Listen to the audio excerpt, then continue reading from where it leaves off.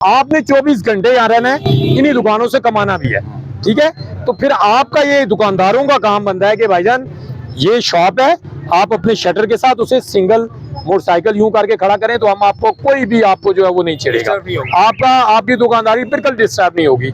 अब शॉप इधर है और मोटरसाइकिल यहाँ पे खड़ा है, आधा वो रोड पे आधा फुटपाथ पे है, तो वहां पे मेरी तरह कोई बंदा, आप भी आएंगे तो आप आगे कहेंगे ना कि यार ये देखें शॉप मोटरसाइकिल तो ठीक खड़े करें।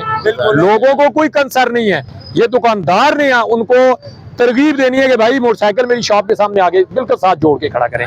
तो आप साथ जुड़ा होगा तो हम लोग आप लोगों के साथ कोऑपरेट करें। रमजान से पहले हमने ये स्पेशल ग्राउंड के लिए हमने खुद मुतालबा किया था कि ट्रैफिक वाले होना चाहिए, इधर रश होते हैं।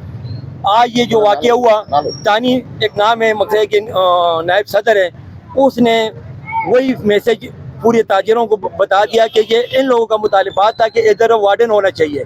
भाई हमारा तो मुतालिबात था कि ट्रैफिक में रुकावट ना हो।